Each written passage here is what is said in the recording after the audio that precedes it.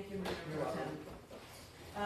I would like to call the Baldwin City Council work session for April 9th to order, please. You have an agenda in front of you. I need a motion to strike the landlord ordinance from the agenda, please. I'll make that motion. I have a motion from Councilman Venter. I need a second. Second. I have a second from Councilwoman Venter. All those in favor? Aye. All those opposed? Abstentions? Motion carries unanimously. All right, the first order of business tonight is the Otter zoning variance ordinance number, the public hearing for the Otter zoning variance ordinance number 2024-03-140Z. The public hearing will be led tonight by our esteemed counsel, Mr. Buck Samuel.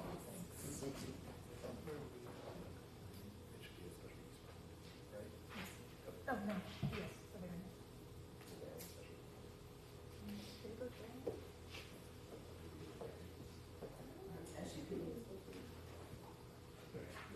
So, all right. Sorry about that. That's good. Good evening. Good evening.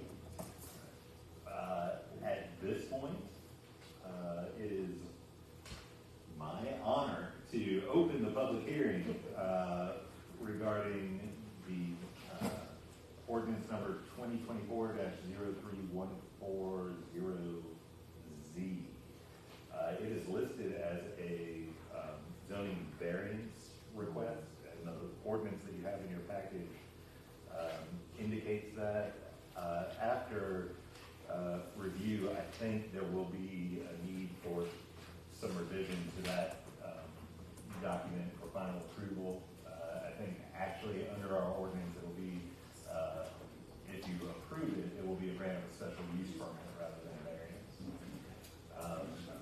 But that said, this is a request to permit an upstairs office, currently a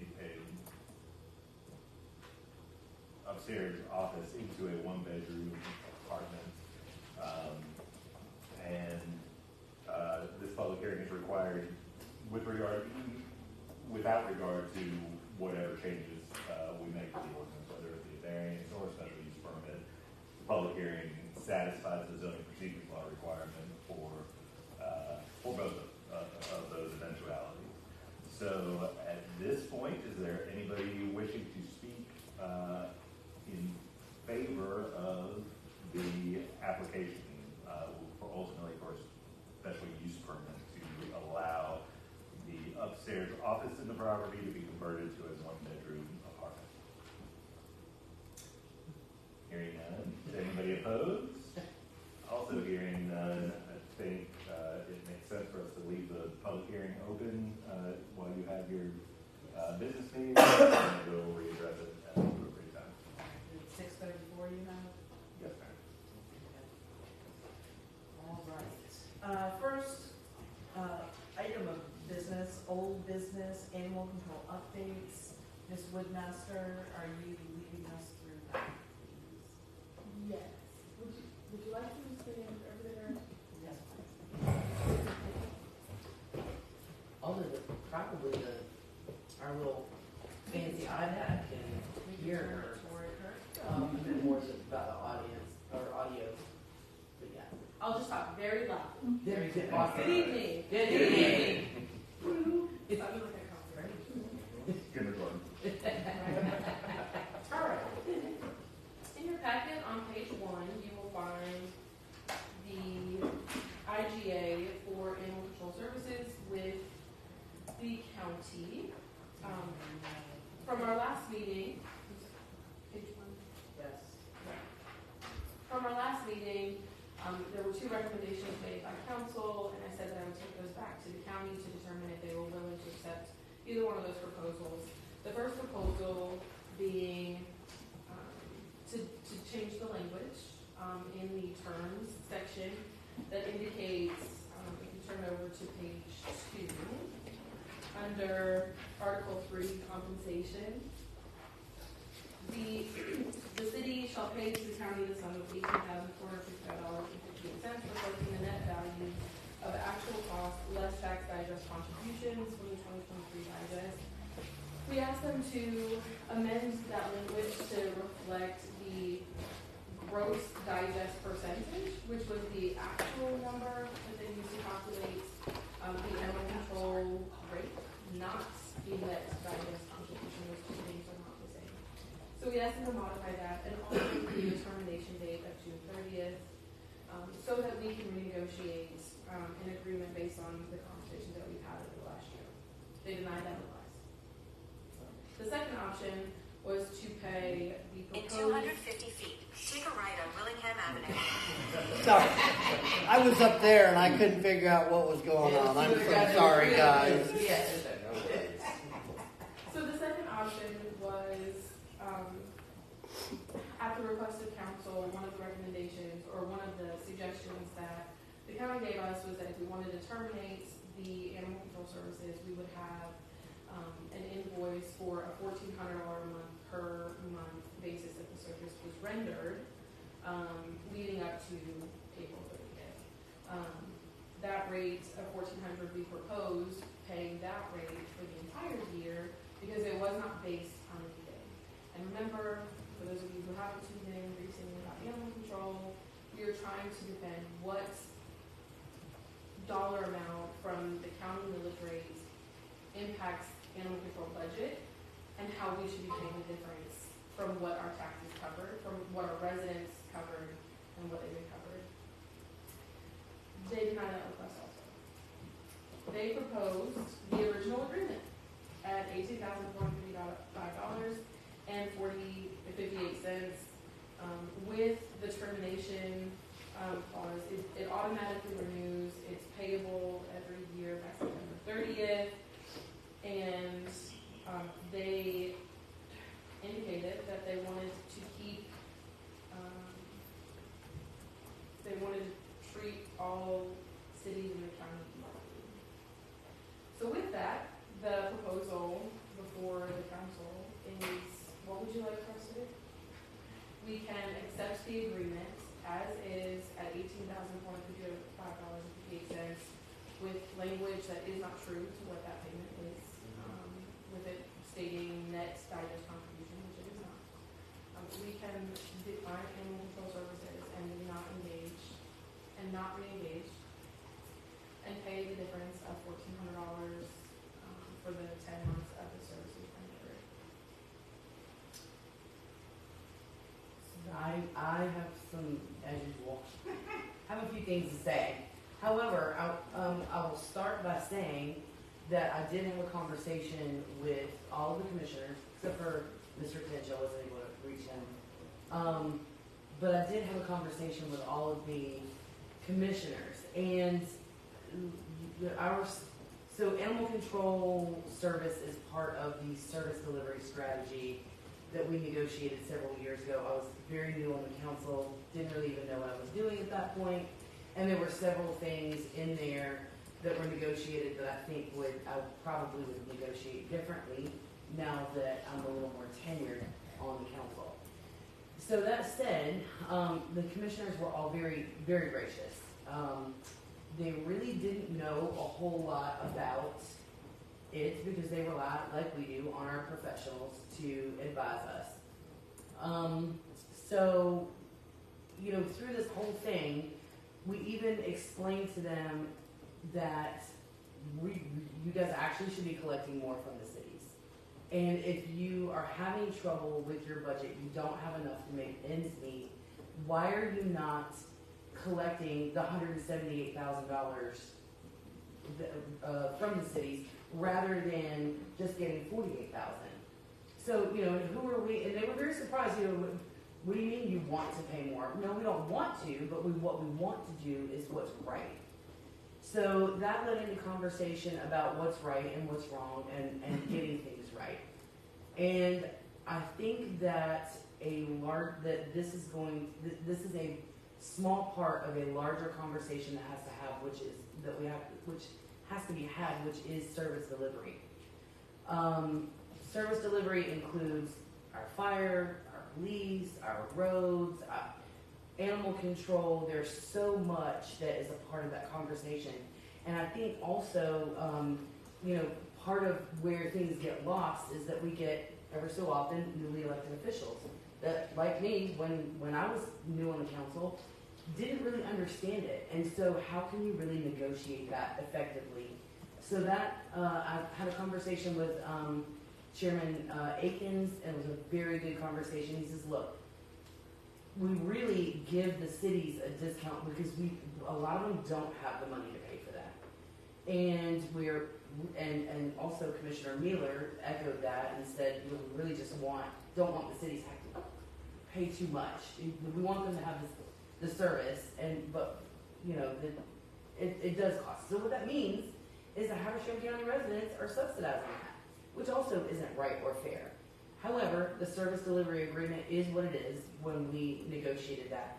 And I said to Commissioner Akins that I think that it is going to be really important for us to start now. If the service delivery strategy needs to be negotiated in 2025, we need to start a whole year before. Get a committee together. As I've suggested before, someone from every city. But not just the elected officials, the professionals that work for the cities and the county. But we're the ones that make the decisions, so we also need to be included in these conversations. We need to work ahead of the schedule so that we can have a good grasp. Let me back up. The county was complaining about having to maintain some of our roads, and we're getting LMIG credit for that. So I am not embarrassed to say I don't know a whole lot about that, but I'm going to training to learn about it so that we can make more informed decisions. But it is absolutely necessary to get everyone in the room at the same time, as I've said over and over again, to negotiate these things. I said to the county, if you are maintaining our roads and we're getting the LMIG miles, that's not right either. Just like it's not right that Banks County residents in Baldwin are getting animal control that Habersham County is paying for. It's not right. We have to get it. We have to get it right. And yeah, it probably means we might pay some more for some things. But getting down to the nitty gritty and understanding, which they don't have an understanding of what things actually cost and how to attach a dollar to it. If it costs this much for animal control, by God, we gotta pay it. So where do you stand on this agreement? I'm willing to accept the agreement. And that is keeping in mind that we have got to go out and we've got to get it fixed. Yeah, Period. so the only way that I would accept this agreement is if there's a very clear understanding that we need to fix this before the next year rolls around. Well, we said that And last year. one thing that we have to keep in mind when discussing these things is it may seem, gotta word this very carefully, the reason why we want to do it right is because this is attached to some mystery formula or arbitrary number. The next commission that comes in, or the next whoever comes in, can decide, oh, well, we'll just make up a new number. So this needs to be in a set formula that is documented, that everybody can see, to ensure that future councils, of not just Baldwin, but every municipality and the county itself, have guidance to go by down the line. You know, it's easy to overlook our roles here sitting on the council saying, oh, well, we're going to make this decision now, and forget that this is going to affect people way down the line, maybe even a generation down the line. So we have to get it right. And I'll go with the flow on this as long as there's an understanding that we need to really get together with the county and everybody needs to sit down and hash it out before next time rolls around. No, Are you no. gonna answer Councilman Duffy? So I have two concerns about this, and I'm glad legal counsel is here. So if we were to accept this agreement, it says be recalculated annually as of June 30th. Do we have an out at all on this agreement, or does it recalculate every June 30th in perpetuity? We can terminate it. We can terminate it? Yeah, well, that's 60 days. Okay, is that in here? Yes, Aaron, Oh, okay. All right. And then the other concern I have is this the corporate city limits of Baldwin, or is this Habersham County Baldwin? Yes, corporate limits of Baldwin. However, Habersham is not authorized to provide animal control in Banks County Baldwin. That's right. And this agreement does not address that. We do have an email out to, Chairman Tark, we are waiting for that from him to have a meeting with him to discuss engaging in intergovernmental agreement. For animal control. Have we talked to Alto at all about this? Does Alto get animal control services? Do they participate? They do. So they have the same situation with Banks County. Okay. Oh, that's right. To sort of, I guess, come after Councilman Venter, as far as with the understanding of fixing this for the future, we said that last year. We said that last year. They had a formula that we met with them, so that was the formula that we were expecting. Again, as Ms. Woodmaster said, they moved the goalpost in changing the formula, and that's where all of this came through. So we need to push, even if the other cities are not pushing it, I don't care. We have to be the city to push the county to get these conversations together and fix it. Fix it. We have been. We just No, wanted to well, correct. they think, no, we haven't been pushing like I'm fixing to push now. I can guarantee you that. Okay. If that means I have to send them an email 365 days in a year, I will. All right, so basically the 18,455 is an arbitrary number. Because it is not reflecting the net value. It is just a calculation that they've derived, but it does not tie tax dollars directly to animal control. Does it take into consideration what our residents have already paid?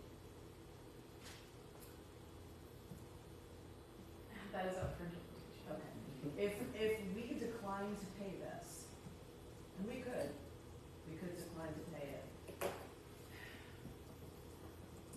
can the Baldwin citizens still use animal control? Yes, they have full access to all of the services and the facility in Clarksville. They just will not make service calls Okay, into the program. so we can't call animal control to come if there is feral animal? Okay. And we have determined that animal control is actually pet control? And Pretty not much. animal control because they don't take care of chickens or roosters? Or wild Or animals. wild animals. Yeah, Mhm. there's Okay. no- So we're talking about cats and dogs. Hamsters. Animals. Help, there's a hamster at large. Okay. So, I'd like to know more about this before voting on anything. I think there's other alternatives. such I as? see the trucks driving up 365 to save wildlife catching and, you know, they've got the thing on the back and surely we can contract with one of those folks. Let's Why talk would about we need the county for that? raccoons and. And well, they'll also catch dogs and cats. too. That's true. And chickens. Right. Yeah. Why would we not just contract with that, leave the county out of it? Our residents already pay. That's, Or why that's, could you not pay, the $18,000 to $20,000 for, I don't know, a part-time officer that, I don't know how that all works right now, but it's like you're doing with the, what do you call it, sorry, the code enforcement. Why could you not add that on somebody, I don't know if there's, I'm just throwing stuff Building out there. inspections. We don't contract out. yeah. Building inspections, we contract out. But animal control is good. Does staff have any recommendations? I would like to speak when this, So good evening, council. Can't see your name. So Stephanie, Alice, Martin wasn't there that day, but Emily was. We sat down with the county manager. Mm-hmm. And y'all remember that meeting we had.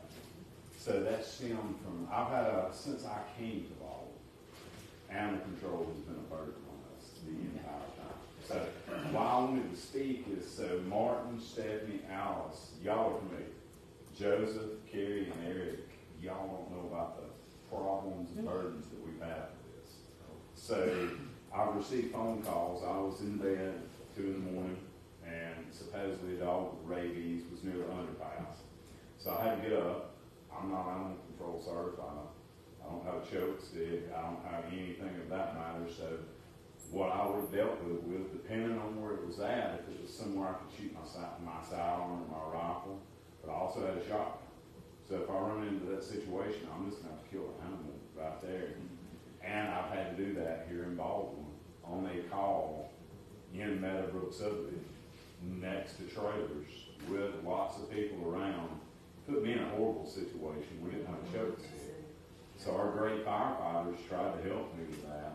And a young lady got bit that woman, had to be transported by the ambulance. I told her not to touch the dog. She did. So I ended up having to shoot the dog. So then the dog didn't have current rabies treatment. So that girl had to receive the full rabies treatment. And that stemmed, we didn't have animal control. And I called them that morning and basically pleaded for mercy. They wouldn't come. They wouldn't come. So I happened to handle the situation. We solved problems. I solved it. Probably wasn't the best way. I mean, somebody got bit. They didn't listen to me. But it's an ongoing problem. And with Eric, I see what you're saying, hiring a part-time officer for animal control. Really, animal control is a 24/7, 365 job. That would mean that poor part-time officer would have to be on call their entire life. Because if I call at 3 in the morning, I have to have somebody there. Maybe you can answer this question. So obviously we do things a lot differently up north where I'm originally from, but in small towns, if you don't have, almost every small town has the dog catcher. But other than cats and dogs, typically a game warden. Do we not have game wardens around here? We typically handle everything else, raccoons, possums, bobcats. So I'm glad you touched on that. When I was patrolling in Dawson County, I had to handle a rabid raccoon. Same situation, I called animal control. They would not come. They wouldn't even bring me a choke stick. The DNR is so short-staffed, they may have one game warden covering 7 counties. So I had to shoot that coon. Once again, myself in a business city, and I had to shoot the raccoon. And then DNR finally came and it was rabid, so they had to pick it up. I wasn't touching it. So you don't have, okay. I'm used to where there's as many game wardens, if not more than police Yes. officers, and Up in everybody's Maine. work together and hang out on the weekend, and that's what I'm used to. So I have called on call before, and they said this weekend we had one for 9 counties. Yeah. One game, one for 9 counties. So that's why I wanted to get up here and speak, because I've dealt with this situation so many times. Well, thank you for the clarification. And we really need to sign control badly. But you hit a great point. So me and Justin went to a domestic situation in Banks County, and guy was arrested, and there was 5 dogs in the house, Justin. And it's in Banks County. The animal control was there 20 minutes. So Banks County does not have animal control whatsoever.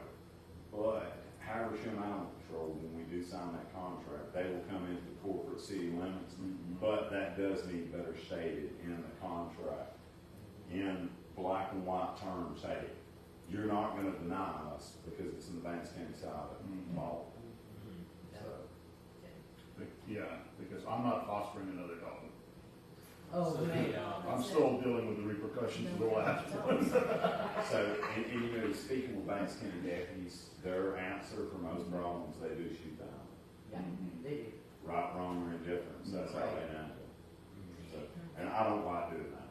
No. Well, there's no reason why they shouldn't have animal control either. A lot of problems down there. Well, True. so- Any more questions? Thank you, Chief. No, thank you, Chief. Right. Yeah. So, and that's exactly right. And I will say though, this goes back to budgets and property taxes. Banks County, we do enjoy lower property taxes because they don't have more services than they can afford. They don't. And so, but that's really painful because over the last 15 years that we've lived here, always in Bates County, whether it was involved in our homeowner, we've had to deal with that. So I just would like to say one more thing, and as far as the service delivery discussions, is that you know, it's unfortunate that it went this way because it was something that was so small that really there are way more important service delivery discussions. But when you have something as small and seemingly insignificant as this, and you have those discussions go the way that they went, then how does that set up for the negotiations in the future? So I'm looking forward to working together, because that's exactly what we're going to do. So. Additional comments on this one, sir? So is this something that needs to come before us Monday night or vote? Yeah, we can, I mean, it can come Monday night, it can also come the following Monday, but they have asked for our decision by April 20th. Does council need more time to think about it? How do you feel about Monday night? Gives you about a week to I'm ponder good. it. You're okay with Monday? Okay. All right. Thanks, Sean. Move that to Monday. Mr. Samuels? Yes, ma'am. We have a guest who came in after the public hearing began. I'm sorry, I was up there. This is the end of our 20 minutes, but are you here to speak, or are you just here to listen? I'm just here just to, in case anybody needs anything Okay. from me. If I'm not needed, I'll leave and turn my phone back on. You're welcome to hang out with them. We love them all, Are you here about the? The rezoning, Okay. Yes. Very good. This is Danielle. Yes. All right. yes. All right. Yeah. So this is the public hearing on your request. Yes, You have a right to speak, to address the council in favor of your request, or to explain any of the specifics, or to answer any of their questions. If there are none, we've also opened the floor to anybody who is in opposition to your request, and nobody has spoken in opposition. y'all have any questions? Not really. It's pretty cut and dried. We All right. we did have to change it from a variance to a special use permit, so. Correct. So what they will actually vote on, rather than Special a special use permit. So I come back Monday, Is that when we're doing, we do it Monday? and I come Up there. up there. We had court up there, so we. Okay, Yeah. okay, I'm sorry. Will you please explain why it's a special use permit over a variance? That would be, or, Sure. So the zoning classification that the property is located in Yeah. has a list of Use. permitted uses. Yeah. They're automatically able to be applied for, and you wouldn't have to have any special use permit. Okay. Then there are a class of uses that are not specifically listed in the ordinance that can, on a case-by-case basis, be brought before the council to allow it pursuant to a particular, special permit. Okay. makes more sense. The variance is really supposed to be used for addressing situations where the application of an ordinance presents an unreasonable hardship on the property owner. For instance, if there's a creek running through the property and there are setbacks from that creek, and there's a whole bunch of other property over here, can we adjust setbacks or whatever to make it make sense based on the topography of the land? That's your kind of prototypical variance situation. But the special use permit fits within our ordinance of what is set up, so that's the appropriate vehicle. Thank you. Yes. Thanks, y'all. Yeah. Thank you. All right, with that, we'll close the public hearing and move on with the agenda. Thank you. All right, moving on to new business, we readjusted, number 2 is now the utility encroachments. What is it, ordinance? It's an idea. Idea? We've been discussing, Emily, that's also you? This is an ordinance that will allow for the city to require communications companies to file with the city of Baldwin for a permit to allow them to enter our right of way. As you all know, there are many reasons why a utility would dig in the right of way that is owned by the city, and that is for fiber, for internet fiber, for gas lines, power lines, just depends on what it is. And historically, they could just dig. Well, there are dangers in just digging, because you break lines. We have experienced that. I mean, you call 811 to locate where a line might be. It might have shifted. It might not be exactly where they thought it was going to be. And a line would break, a water line, a sewer line, a gas line, whatever the case may be. And this ordinance would allow for the city to anticipate what could be going into the right of way. So we know where our water and our sewer lines are, and we know we can make a recommendation. Hey, we're going to run fiber down 441. Well, 441 is not example. Down Stone Pile, and we're going to put it on the right side of the road. Well, our water line's on the right side of the road. We recommend you put it on the left side of the road. Will that hinder your business in any way? Nope, we'll put it on the left side of the road. Perfect.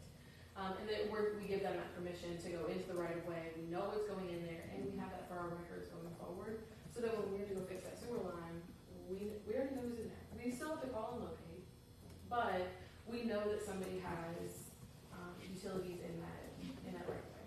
The other issue is that without ensuring we know what can go where, you run into a situation like Chandler Heights, where power is in the same ditch as water. That's fun. You can't prevent that, but this could prevent that from happening. Or that monstrous gas box that was put in at the top of the Chandler Heights subdivision. Yeah. We had no idea what was going in there. Yeah. I have a question. Sure. Are we compensated by all of the companies that run through our right of way? I just asked because that was a huge section of one of the classes we took at our newly elected officials training, and they specifically commented on a lot of cities were missing out on huge amounts of revenue because they're supposed to be getting healthy paychecks every month from the utility companies, and they don't just voluntarily That say, is hey, true. oh, we're supposed to be paying you. You have to negotiate that. Yeah. The Do end you user get those pay for it. paychecks? So we do receive franchise fees Okay. from our utilities. We were actually a part of the GMA telecommunications right of way program for a couple of years. We were told that. So they did all the legwork, they investigated what utilities were where, and were they paying adequately? Right. Were they paying us enough? That was one of the big things, yeah. We're being paid. Yeah, so we went through that for a couple of years. Okay, Yeah, thank you. no, it's a good question. But we are being paid adequately by the utilities that are in our rights of way. Okay. So that is not a concern. Additionally, this permit requirement that is created by this ordinance would ensure that we know exactly who is supposed to pay us. Perfect. So for many years, we were just guesswork, hey, we got to pay. Right, yeah. Who's paying us? Yeah. We do know who is supposed to pay us now. They pay us quarterly. You'll see in your RE statement, there's a franchise fee line item. And that line item stays relatively low until about December and January when Georgia Power pays us. They pay us annually. And it's about $100,000. Okay. So you'll see that increase on your RE statement. That's what that franchise fee is. It's all of the utilities. In our right of way. This ordinance also outlines the permit procedure, what they're required to do, the information that they're required to submit as a part of their permit application.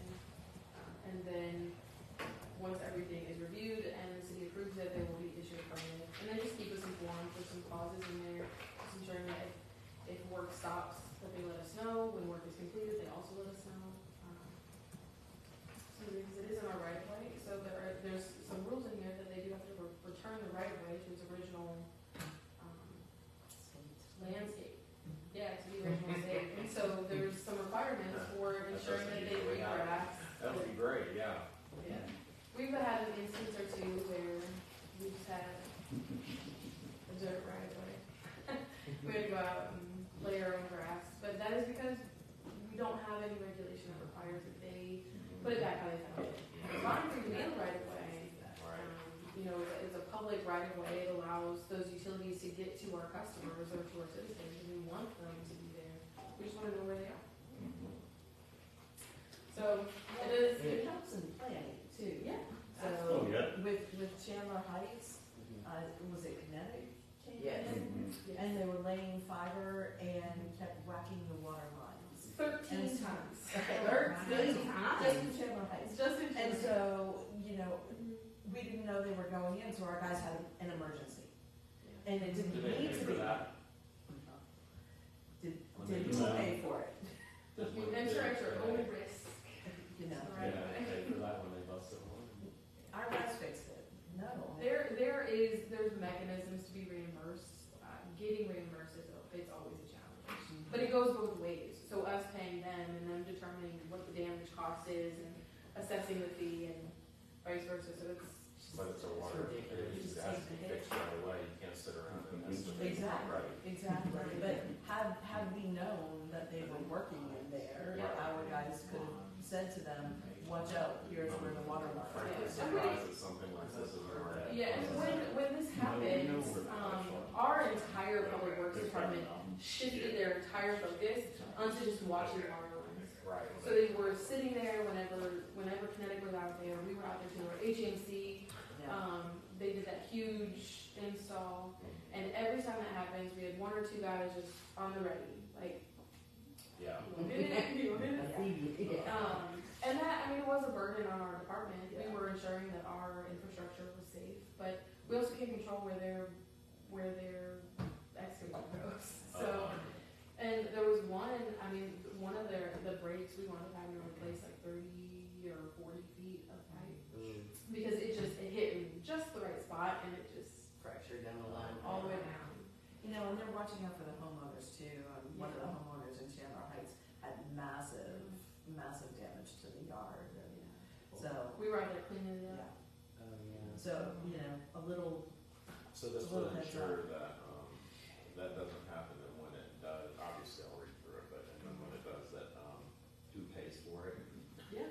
Okay. Well, it'll probably prevent a lot of stuff already because they gotta register, Right. they gotta get a permit, And and we there's a also, whole. they're required to inform us when they are abandoning their service. Mhm. So if they decide that they're going overhead, which I suppose they do, and they abandon a line that's in the right of way, we can know that, and we know that if we dig in there, we're not gonna hit it because that line isn't good. Mhm. Right. Gas lines are a little different, there's some regulation and everything. Yeah. and we're not the only city No. with this kind of ordinance. Honestly, we hope not. We are a little behind. We're getting there. We appreciate you bringing it up. Yes, this has been on the books for a And minute. again, this is work session, so this is the time to kick it around to look at it. You've got a couple of days to read the ordinance. It's Tuesday, we don't have a meeting till Monday. If you're comfortable bringing it forward on Monday, you've got a few days to work with Ms. Woodmaster as you read through the ordinance. And we are working with legal counsel. They presented us with a couple of options for applications, because that we haven't created yet. I don't want to go for what we're looking at. Is there any questions? We appreciate you bringing this forward. Anything else? Are we comfortable having this ready for Monday? I'm going And for you're that. going to yes for Monday? Yep. Okay. Good. All right, the next item under new business is it's updating our fee schedules, Ms. Woodmaster. Me as well. All right, so we have talked about this for a number of years. that there are, fees listed everywhere. So if you wanna find out how much you pay for this, you gotta go to this document. You wanna find out how much property taxes, you gotta go to this side or this side. You wanna know how much your water rates are, you gotta go to this section. You wanna do that, you're all over the place. So one of the things that we've been actively working on is just combining everything. And it also allows the council to annually review what our fees are. So there are some things that just get lost in the wind, that we've been doing it this way for so long, the rate has never changed, we've never actually looked to see how much it costs to maintain the service. Like a business license, for example. Our fees have been the same since 2008, I think. I also don't think that we need to change them. So, the fees that we have are adequate. It's an occupational tax, for those businesses.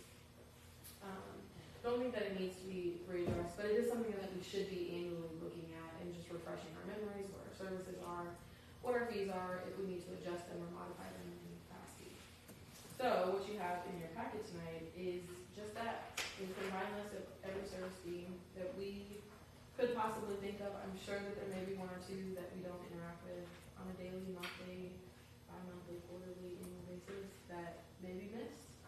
And as we find those, we will add them.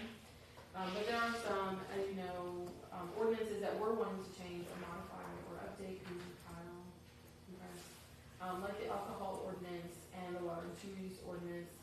And when we create or recreate those ordinances, we'll put language in there that says, see the annual schedule of fees. Instead of it being built into an ordinance that we then have to modify 2, 3, 4 times and then have to turn around and redo the entire ordinance, which is what we are trying to overcome now. We have an alcohol ordinance that we've amended Yeah. 6 times. And it's time for it to just be done. We're done. Yeah. We're going to redo it and make it one document again. And this will eliminate having to do that with the amount of times that we reevaluate fees, especially water and sewer rates. We are looking at water and sewer rates annually, and that, we adopted by resolution and we amend by resolution the ordinance that it is a part of. There would be one less step.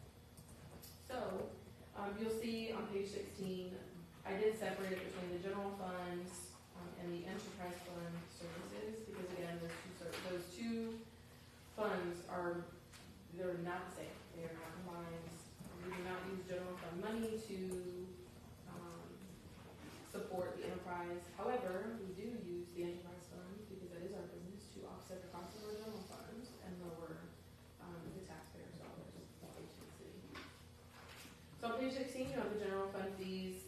I'm not proposing any changes in the alcohol licensing, with the exception of consumption on premises, the all-food types.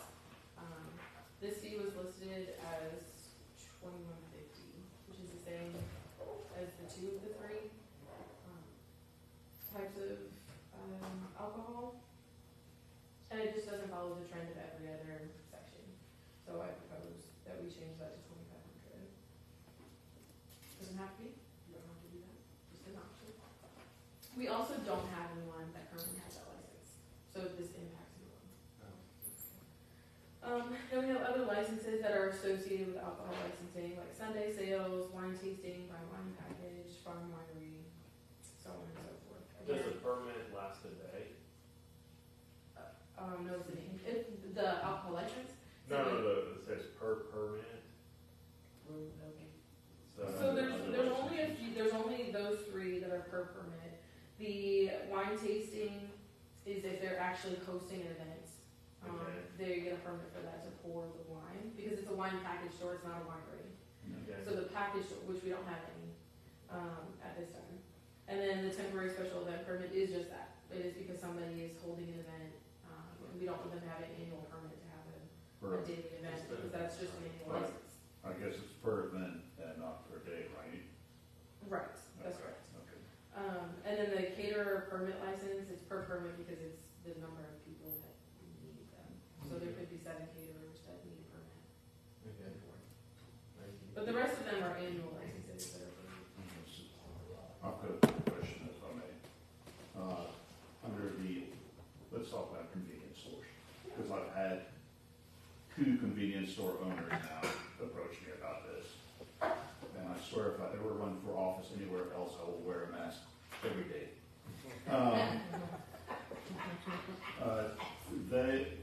I'm looking at the permit fees, and to my untrained eye, they look quite reasonable.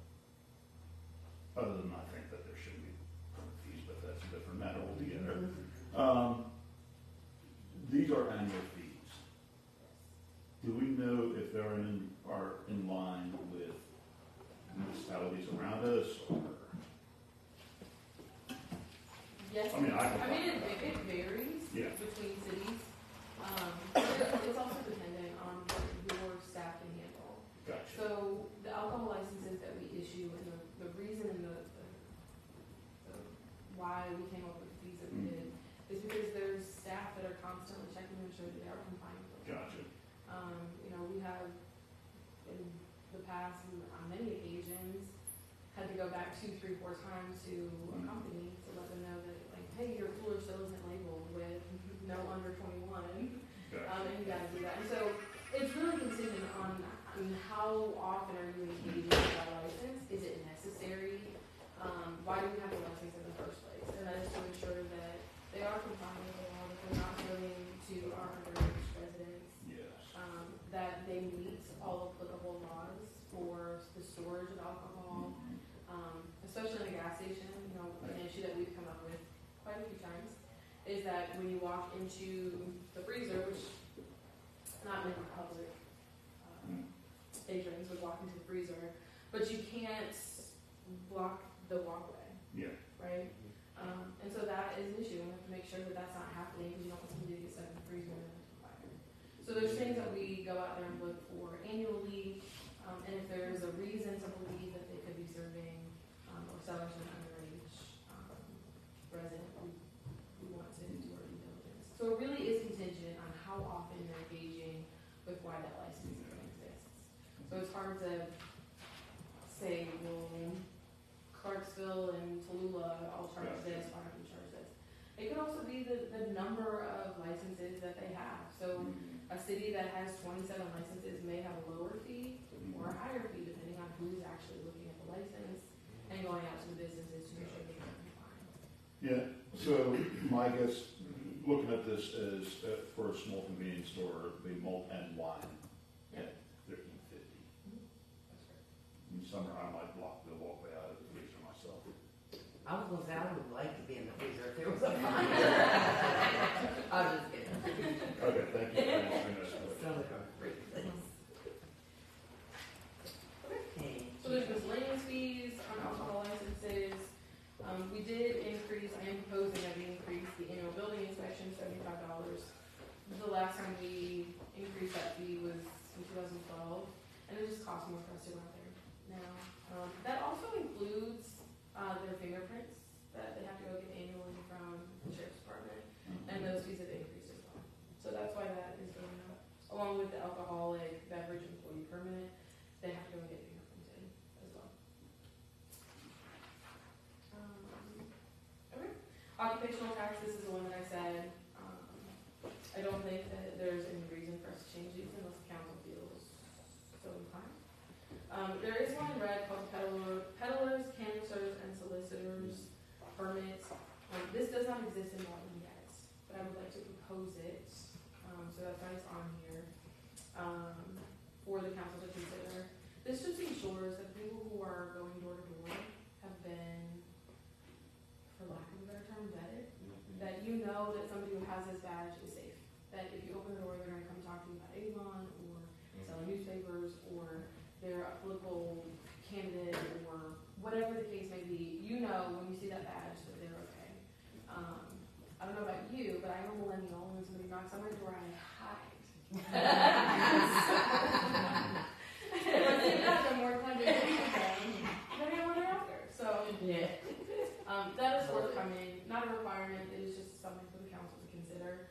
We do not have that requirement, and we get that. We actually get this question often from people who are wanting to solicit in the city limits, and they say, "Hey, do you have a permit for this?" And we're like, "Oh, no, we don't. You can just go wherever."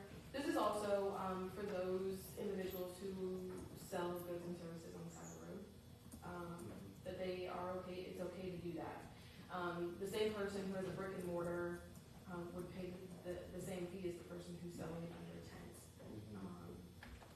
30 or 300 days out of the year. So it kind of levels the playing field in that regard. Because all of our brick and mortar occupations, as well as home business occupations, pay the occupational tax. Any questions on that? We don't have to bring it up if you don't want. If there's a young person who wants to sell raffle tickets or something for Habersham Central, do they have to get this? Like Girl Scout. Girl Scouts to go knock door to door. I would recommend it, but I would also recommend that there not be a fee for a young entrepreneur. For fundraising. But and kids, stuff For like fundraising, Yeah. something like that. Yeah. What about religious canvassing? Oh, no, no, I don't want to penalize children. Yeah. Yeah, no. Right. It's hard to get collect $50. Say what? I'm sorry. Does this apply to religious canvassing? You can determine that in your ordinance. If it applies to political candidates, But it would be an annual permit, that. Move on. depending, it could potentially be an annual permit. There would be an expiration date for that permit. Depending on what it is. But again, just an option, the town should consider that. Not a requirement.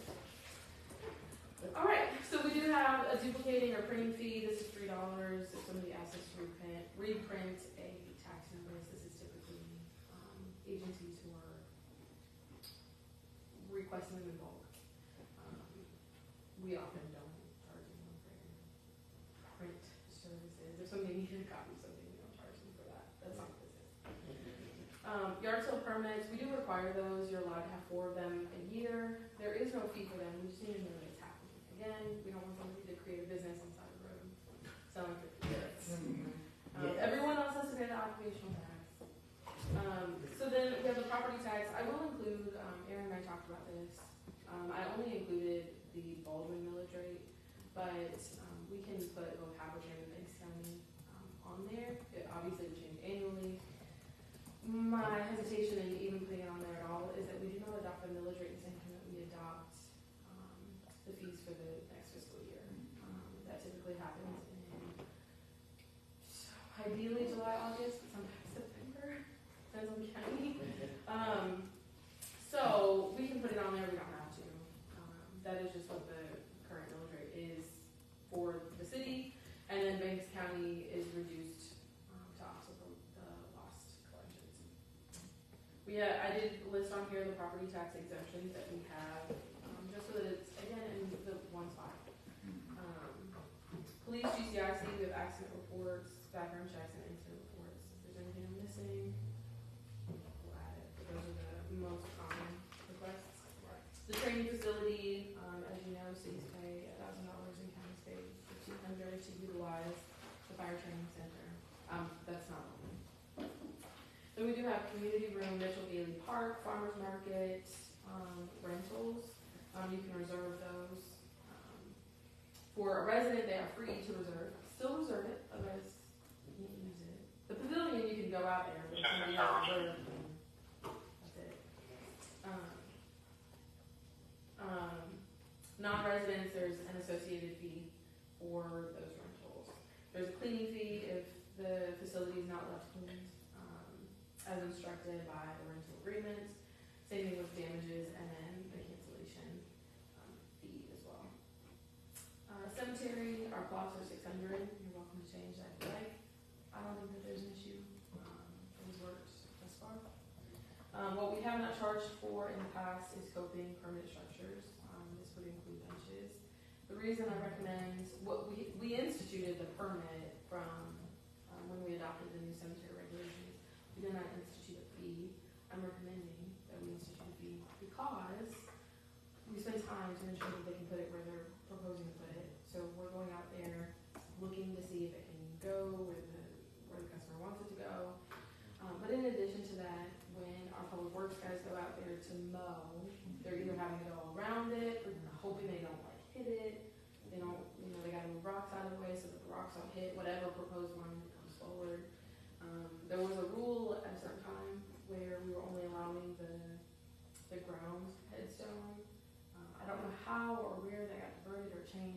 That is not the practice that we have, which we cleared up in adopting the new regulations.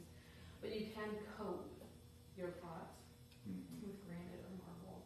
And we just want to make sure that that isn't going on somebody else's property, or it's not being stolen, which we thought happened a couple of weeks ago.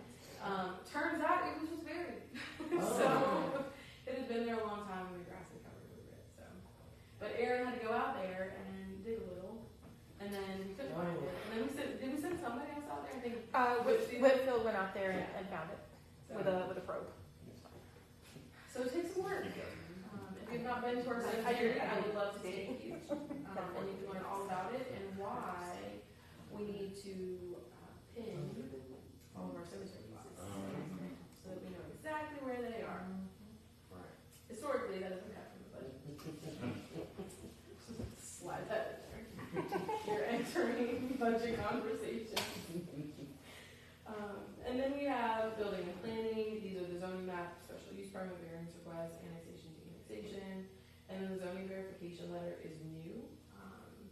In the last couple of years, we have gone from being requested for none of these to 10, 15, 20, and a quarter. Just depends on who's requesting it and why.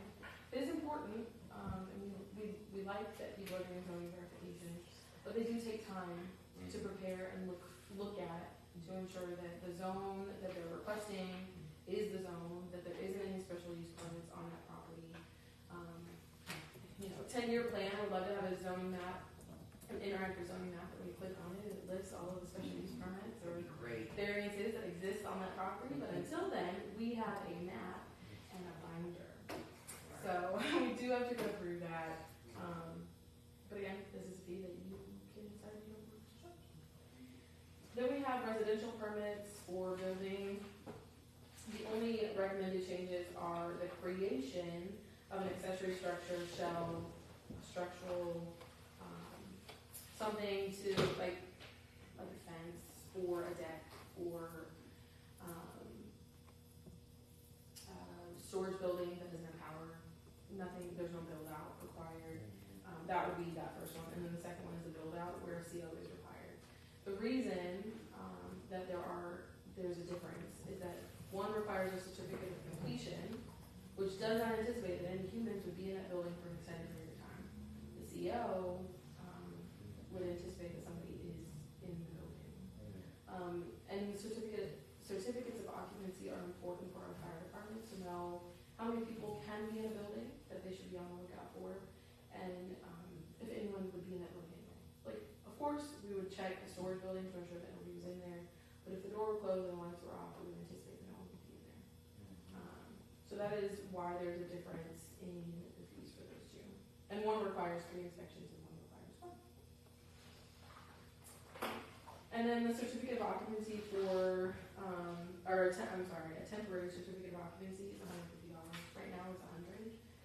Again, we don't issue these often because we require that everyone That's a certificate of occupancy. Yeah, it's got to be Right, so right. what's a temporary even for? If there were some extraneous circumstance that, like, there was one item that was missing and they needed a certificate of occupancy to close on the house, Okay, we would give them the temporary one that was contingent upon passing something, I understand. and then give them the permit. Makes sense. So there's a fee for that because it's your emergency that you nominate our emergency to give you a temporary permit for that reason. And it's extra work. On all of these, the idea is, the reason it's coming before you for your consideration and approval is that fees, in theory, are supposed to relate to the actual cost of the city for providing that service. Yeah, yes.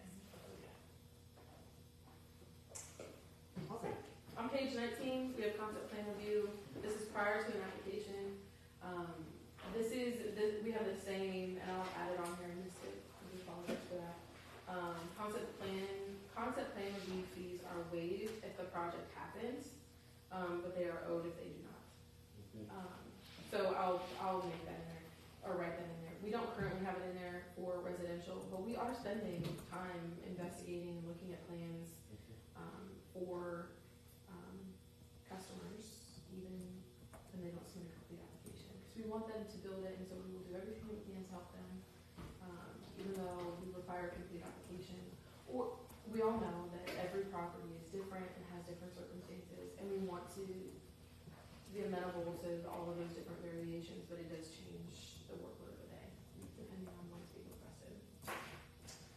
I'm not proposing any changes to the commercial permits with the exception of the certificate of completion, which is the same fee as the certificate of occupancy, which we've charged anyway. It's just still illuminating that it's a certificate of completion. And then the permit fee multiplier, sorry, I went forward. The permit fee multiplier is reassessed or it's reevaluated annually. This is based on the ICC table. We take 75% of our building department's budgets and the valuation of a year's worth of property that was added. So the .0065 is the permit fee multiplier for calendar year 2023. We did not change it. Last year, we instituted the ICC table for commercial development in 2021.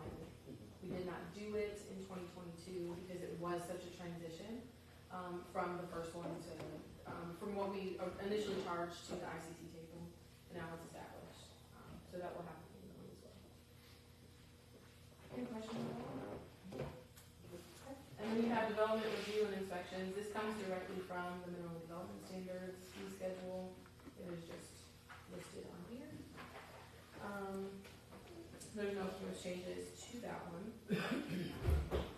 And then we have the garbage collection fees, which I did receive our updated proposed contract for fiscal year 2025. They're only going up 9%, which is fine. So that's okay. So the proposed rates for inside the city is $17 a month and outside the city is $22.50. There was a little bit of a variation in the pennies. Just want to make it easier. And just a reminder, that's for 4 pickups a month. That is 4 pickups a month. They are only off on 2 holidays. They make it up for, though, don't they? Those 2 holidays? Yeah. are off? Yeah, they come out for their next day and clean it all up. But every other holiday they're in operation. They're not closed for. If there's a resident who is aged or handicapped, I know they can, is it a contract with the provider or with the city to have, so is there an extra fee? Should that be on here, if the sanitation company needs to go to the house, rather than to the right of way? So we have it on here as varied for special pickups, and that is because it really does depend on what they're doing. Okay. So there's 2 different scenarios, which we can list them on there. But those who are on house-side service have been on house-side service for a very long time. In the last 3 years, we've had 1 person request to be added. We've had more be requested to take off. And we are charged by FC Sanitation for that service. We do not charge the end user for that service. Okay.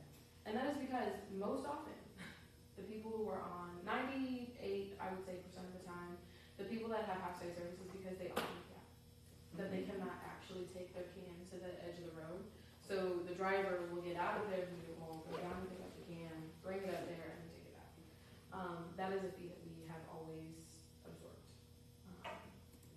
It's good. There's not many. We have maybe 30 accounts that have house-side service. There was only 1 in recent history that has requested to do it just because they're not home. So they've asked for house-side service so that they are not without the service because they can't get their cans. Okay. And then the enterprise fund, which is our water and sewer. These fees are a lot easier to go through. None of these services. All of these fees are the same that they have always been. These can be reevaluated. We have not reevaluated them at this time, which is why they're the same as they've always been. The only recommendation that we have made is adding a black box request after 1 courtesy check. The reason for this is we will have, unless it is initiated by the city, we've had instances where a customer will request 7, 8, 9, 10 of them because they're just not convinced that the data is right. Which is their right. They can question the data, but it costs time and resources resources to receive the black box. You know, we're taking the public works employee off of whatever it was they were scheduled to do, to go out to the site or to the house, run the black box, take it back to the city. Then somebody from City Hall has to print it and interpret the data and then convey it back to the customer. So doing it 7 times in the span of a couple of weeks is very difficult and cumbersome for us. It is different when it's requested by the city. So there are many occasions where we are helping a customer investigate a leak, and it is our request that we run another black box. We would never charge for that. It is when the customer is requesting it beyond the first one. Again, doesn't happen often, but when it does, it is cumbersome. Right. Because of the amount of times that we are being requested to go out and do that.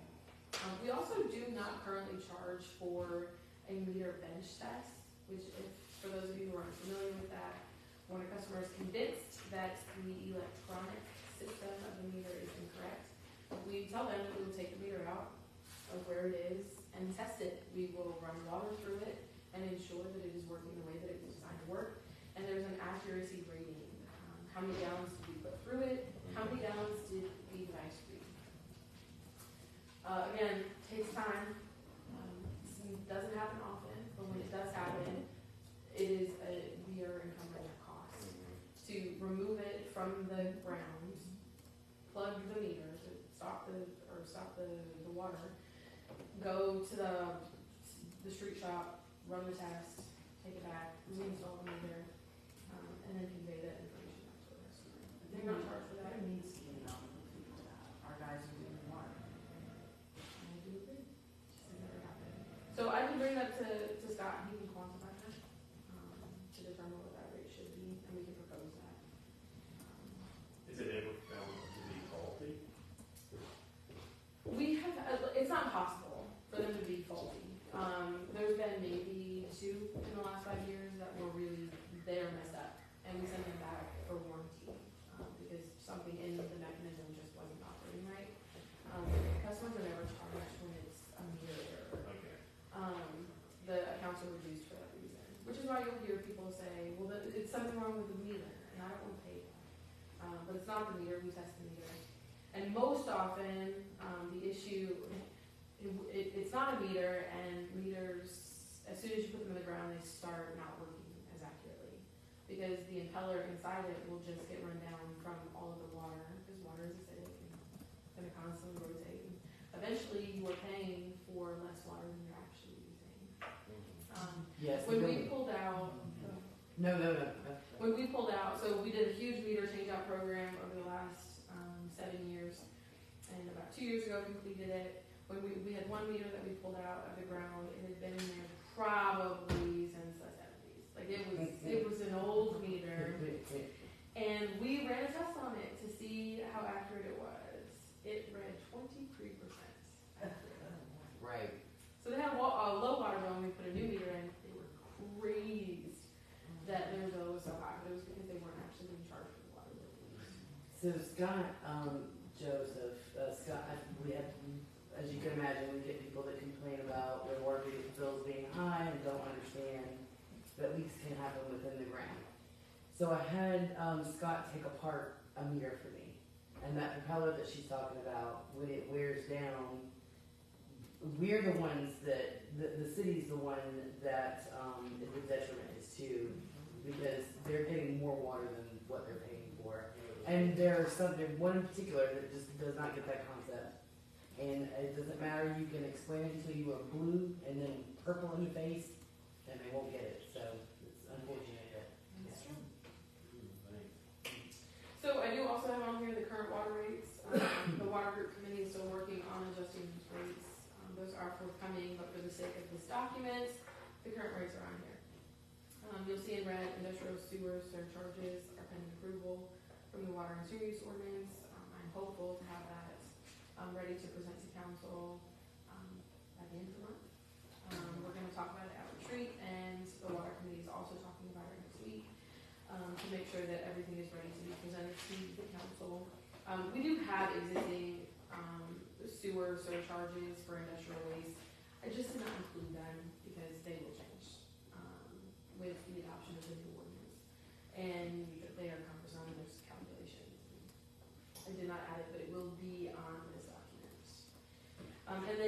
system connection fees, we all are well versed in at this point. Then at the very bottom, we did add a notation that there's a 4% service fee applied to all card transactions. This is the card processor. This is not the city's fee. This is the fee for the merchant who is transacting the business in Interworks. This is not our fee. We would love it if everyone paid cash or check, because they would not have to encumber this fee. But nonetheless, we have it. I will say that That's very high. Normally it's like 2. yeah. I will say that hopefully, if all of the stars align and the system works the way that it should work, we will be offering auto draft effective July 1st. So that is forthcoming. We're working with the bank right now to ensure that I may borrow some of your accounts to test it, if you would be so kind, so that we do not have. As long as it's not autographing out of my account. Just to ensure that it works. But that is an alternative to paying the 4% service fee. Because there is you can set up auto draft through the card processor, but you don't receive the fee. They still charge you to pay, yeah. It's a 4% service fee on the entire balance. So when somebody comes in to pay a $1,300 building permit on a credit card, they're paying a 4% service fee on that. On top of the $5 service fee that already got added, what, a year and a half ago? No. For a building permit? No. Oh, you're talking about We're the talking about on the water bill, yeah. Yeah, that's on the water bill. Yeah, but we have that fee there for a reason. I know, I understand. Oh, okay. I did it first. Yeah. You recall? Yes. I called. So is this something that you want us to entertain Monday? No. Nope. I wanted you guys to all be aware of it. If there was things that you wanted to mull over, if there was things that you wanted to investigate, we should hear from you. These are fees set by this board. No, thank you for putting this all into one document, because Yeah. this is, again, just more of that housekeeping stuff that is, it's an elephant that you can go by your time. This would be up on the I website. can't believe you previously had to go all over the place to find. Oh. We're just used to that. I know. So this is not anything that has to come for a vote, it's informational, you will go ahead with this when it's. Well, I won't go ahead with it until if those proposed changes council wants to make, we do have to. We Go did through the the process of process, changing it. right? Yes. But I don't want us to approve it until the water and sewer use ordinance is approved. Okay. We can do this at the same time. Perfect. Okay. Thank you, Emily. All right, then, under new business, the last item is our liability insurance, also. I will go through this as quickly as I can. Yes, ma'am. For those of you who know, and those of you who don't know, liability insurance is due May 1st. Yes. Okay.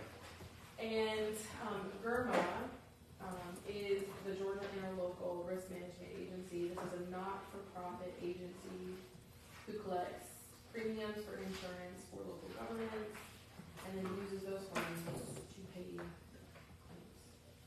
Okay. Please keep that in mind. This is through GMA, Georgia Municipal Association. There's a lot of benefits, perks, and the like that come with being a GERMA member. And I'm happy to send this summer. We brought 2 of them so you can look at it. It's 25 pages and it's just information, so we did put in the packet. But I'm happy to email it to everyone so that you can see some of the benefits that come with being a GERMA member, like having the LMGRS, LMRGS. It's an acronym. There's grant for every agency that is a GERMA member that complies with meets all the criteria for the application. It's about, I think it's a $10,000 grant that you can get for safety supplies. We have gotten it in the past. Many years ago, we've not gotten it recently, but we do apply for it. I think there was 2.5 million, might be less than that, don't quote that, that they give out annually. So there are benefits to being in this program, and I say that as a preface because the fee did increase from last year. So last year, our rate was $107,000. That is at the end of your packet for you to look over. And then this year is proposed at $125,000. And I know that sounds dramatic, and it is. However, we all know that inflation has wreaked havoc on our markets.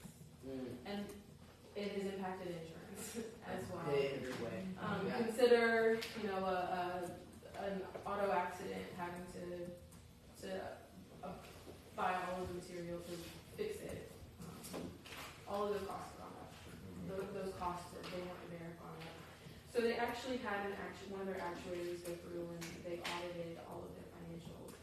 And the average increase for every German member was about 15%. Ours was 17%. The reason it was 17 though is because we did add to our fleet. We added police cars, a fire truck, a couple of other vehicles. It might have, those numbers might be a little bit off, but we've added to the sum total of our cars, as well as the quality of the car. So we used to have cars on there that were from 2015, and now we have cars that are 2022. They're Tahoes, they're bigger, they're badder. And it does cost more money to maintain those when they are wrecked. So the market conditions have impacted their fees. We also added a K9 unit, which was $1,000 that is added to our policy. That wasn't in the policy before. This didn't impact our what we pay though, right? No, it's $1,000. Yeah. It was $1,000 last year. It's just not in the quote from last year because we bought it mid-year. That's right. Yeah. Yes, that's right. And then also another one of the reasons that the rates went up across the board is because of the severity of storms. Storms have been more impactful on our property and our vehicles. So that has impacted it as well. They did institute a new general aggregate for general liability and law enforcement liability claims, and that it used to be unlimited, but it is now at $10 million. And this is across the board. This was an agency-wide change. This isn't because we've done something, our fees went up. It is the general aggregate, so it's the combination of all of those claims together cannot exceed $10 million. And then the other changes, if you want to look at a quick overview of it, our property went up. So I think it went up like $2.5 million in the last few years. We own a water tank now that is not on that project. So that is impacted our rates. Again, I've already mentioned that auto liability has increased. Cars are more expensive to maintain. And then we also have the police animal mortality. That is in there. We have a $10,000 policy. It does cost us $1,000 a year. That was not in the old policy. The biggest change, in addition to that, is law enforcement liability insurance, law enforcement coverage, and it is per employee, per officer. That has increased, but again, this was one of those rates that increased across the board for Germa. This is not because of Baldwin. Everyone experienced an increase. I did ask. We don't have any claims, so there's no reason for us to be concerned about that. And then also, you'll see that public officials is $15,000 as well, and that has gone up. Is there any questions about liability insurance? Memory's a bit fuzzy from the last time we went through this, but there really aren't any options in this game. We can go with a private entity, which we did in the past. Another agency that is not funded by the benefits of being a member of Germa, I do believe, outweigh the exhaustive measures it takes to get a new liability insurance. There's also not reduces the situation where an insurance agent is incentivized to extort the city. Okay, that settles it for me. We are, as Germa members,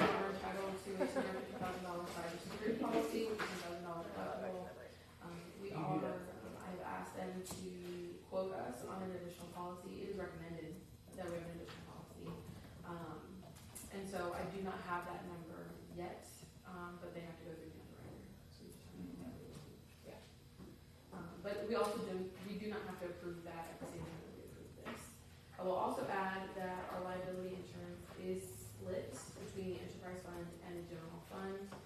These are allocated by department. So there's a portion that every department will pay for liability. So it sounds like a huge cost, but it is an annual fee, and it is split between the general fund and. It's paid all of the time. Yes, we pay it, there's a couple of different options that we have with IRMA. We can pay immediately, we can pay after 30 days, or we can split it into 4 payments. We pay it at the very beginning, and then it's a prepaid item for our accounting. So you don't see it as one big expense on a line item. Okay. We go back and every month we allocate how much should have come, or how much would have come on the other day. But we do pay it all of them. No. We should get a discount for that. Always. Call it That's how on. my car insurance works. Yeah. 6 months at one time, yeah, and I think So that. this needs to Yeah. come Monday night? Does this need to come Monday Yes. night? Are we okay with that, coming to us Monday night? Yeah. Mark, is you okay? Very good. We did anticipate in this budget cycle a 12% increase, so us covering it this year is not an issue. There's not a financial issue with approving this. And it is also allocated across. I mean, it's a weird one because it's due in May, Yeah. fiscal year ends June 30th, and we start a new budget cycle. So when we budget with that in mind, that there is going to be another expense in that fiscal year. So it's kind of behind. That makes sense. Okay, moving on to announcements. Join us for the 25th Baldwin Cleanup Day on Saturday, April 20th from 9 a.m. to 12 p.m. at the Baldwin Farmers Market. Celebrate Earth Day by cleaning up Baldwin roads and planting a tree, keeping us peachy clean. All right, it's our 25th anniversary of our peachy clean. And item B, calling all local farmers and foodies. Join us on the 2nd and 4th Saturday of May, June, and July for the Refresh Market. Bring your fruits, vegetables, farm fresh eggs, and other goods to City Hall for a free place to sell your fresh staples. Yep, farmers, we're not gonna charge you for a table at the farmer's market. From 11 a.m. to 3 p.m., get in the sunshine for fresh groceries, unique food truck eateries. Vendor applications can be found at www.citybaldwin.org. Contact John Dills at City Hall for more information. Any announcements from the council? I have another announcement. I would like to thank the Baldwin Police Department and Chief Chris, even though he just headed out of the room, for having me down at the Baldwin Police Department on Friday. I'm supposed to go touring with an officer sometime this weekend. And then also, I guess I'll say it again when Chief Roy's here, but I got to participate in a fire on Baldwin property a few weeks ago, and it was very good, and I learned a lot. Right, helps you make better decisions. Yes. Wonderful. Any other messages, announcements from council, from staff? I will add that to Baldwin Cleanup Day, Sue and Q is donating breakfast.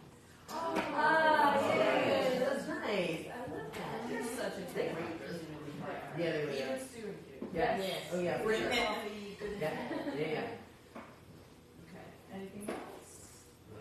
Can I have a motion to adjourn? Oh, my May I have a second? I have second. Councilwoman Davis, all those in favor? Aye. Aye. We're adjourned. I'm down there. Well, I should-